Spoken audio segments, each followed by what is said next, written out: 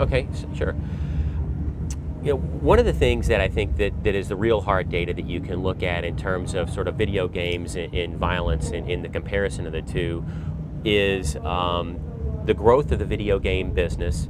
Really since its inception, or even if you want to go back and look, for example, at the day that Wolfenstein was released in 1992 through today, the video game business has grown from a sort of a small niche industry now to a business that, with $9 billion in worldwide sales, rivals the size of the domestic movie box office take. So the business in terms of video games now rivaling the size of movies when we weren't anywhere near there just to literally a little over a decade ago, obviously shows the explosion in terms of not only the number of dollar sales, but the number of games sold and the number of players playing games. But at the same time, if you look at that same time period and you take the FBI's crime statistics in terms of violent crime, every single year we've had lower crime than the year before, lower instances of violence than the year before. And so you take these two lines with video game sales going up, and in fact, curving to even higher points, but violent crime going down. It doesn't even make sense when you lay the two charts over one another that there could possibly be the impact that people claim that say that video games lead to violence, because you would expect the exact opposite to happen. And not only are you talking about violent crime overall, but specifically youth violence has declined.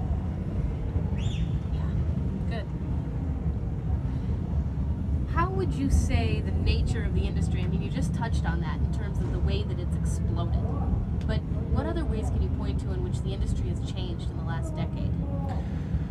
Well, I think games are, the industry has changed in a lot of ways. Some I think are not necessarily good. I think a lot of them are definitely positive. But one thing that back in sort of the formative days of the business, even just a little over 10 years ago, is that a startup video game developer could take a small team and make a product that they could devote 6, 9, maybe 12 months to and get it out and see if it was successful.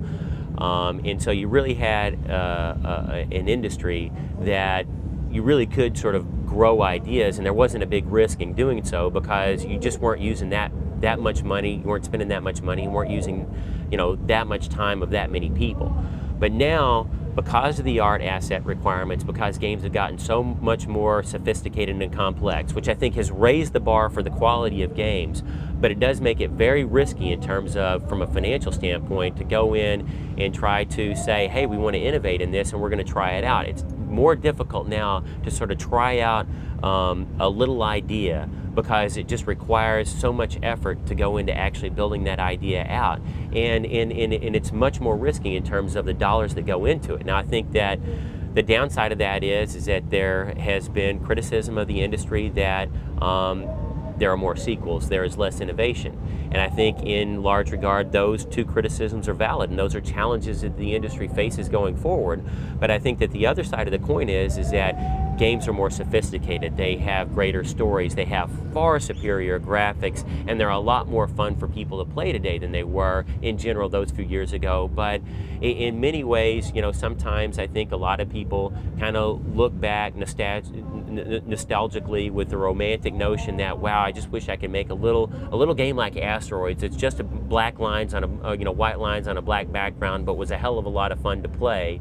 And go back and you could take just a short amount of time and develop that. And if people liked it, they bought it or they played it. And if they didn't, then it just sort of went by the wayside. And you weren't talking about some epic disaster of, oh my gosh, video game studio A is may go under because they just spent $50 million developing this video game that's got to be tied into the movie that was released too soon because they had to meet some day and date rule or what have you, but the developer didn't have time to get all the bugs done, but they had to meet their release date, kind of a thing. But there's always you always are going to lose some sort of interesting, but in some aspects raw element as you make the art form more sophisticated. And I think that has happened with video games, in large part to the betterment of the medium as a whole. But also I do think that there have been disadvantages and downsides too. One of the interesting things that a guy like John Carmack really likes the notion of sort of being able to work on a small project that you really don't have to risk a lot to work on. But he's kind of found his outlet in that with making games for cell phones. And in connection with the release of the Doom movie, we had the cell phone version of Doom come out called Doom RPG, which wasn't the original Doom and then you just had a bad implementation on the cell phone. It was really sort of a reconceptualization of what the game was like, to where you could play it with a thumb, turn-based, but it was still sort of Doom characters. And the game won a couple of cell phone Game of the Year awards. And I think really it's because John, had the idea of, look, on a cell phone, a game needs to be something you can play not only with one hand but with one finger. And the interaction between what you see and what you do needs to be fun on that basis, and not try to make it overly complicated or sophisticated, but make that experience fun. And really focused what he did from a visual standpoint and what we did from the gameplay standpoint to make that experience neat and fun. And it's been really successful. And that is something that's more along the lines of a 6 or a 9 month project. And we've got John's going to be talking about the next big id brand is actually not on the PC, it's not on the consoles, it's for the cell phones, and it's called Orcs and Elves. And so it's a little fantasy game that you play on cell phones that isn't 100 people working for 4 years to develop it on. So I think that it's kind of a neat thing that some of those neat aspects of the things that you could do, sort of innovate within a defined set of parameters, can still be done on some of the more emerging platforms within the video game business. Yeah. So where do you think we're headed? Well, the video game business today, if you looked back and you told a programmer, I'll give you anything you want, you have all the power, you have literally no limitations, I don't think that they would have even been able to imagine the amount of processing power between the graphics card and the CPU, whether you look at it on, or the CPUs, whether you look at it on the PC or you look at it on the consoles. Literally, they wouldn't know what to do with all of the power that they had. They would think, well, I can build anything that I want because I literally have infinite power. And so to project out, you almost have to, I think it's somewhat arrogant to say that to have an idea that you really can know really beyond sort of the immediate time horizon about what's going to be coming out with the next generation. I mean, you look at what's available for the 360, you look at what Sony has coming in the pipeline for PS3, you look at the innovative aspect of the controller for Wii, and you can look at what Intel and the graphics card manufacturers are doing for the PC, and get a window into what sort of, what's on the immediate horizon. And E3 is a great place to do that because, a lot of games are coming out this year, but a lot of games are games that won't be coming out this year, they'll be coming out next year or maybe even the following year, and you kind of get a little bit of a window into what's coming down the road. But really beyond kind of what's on that visible time horizon, where technology will go, I think is tough to say because people are going to say, well, when do you reach the point of diminishing returns? But I just don't think we're anywhere near that yet, because we still can do so much more with the graphic side of it. We can still do so much more to make the AI interesting, to be able to help us tell better stories. We can integrate the storytelling aspect into the game so much more. But all these things take technology. They take power. It's not something that you can just say that you wish that it were done and then put into the video game. The video game development process is really an exercise within maximizing what you can do with a given set of constraints. And those constraints are bigger now than they were 10 years ago, and they'll be bigger in 10 years from now than they are today. But I still think that you give video game developers the ability to do more, and we're going to find places to do it. And I think that we work with. There are always limitations that we're going to run into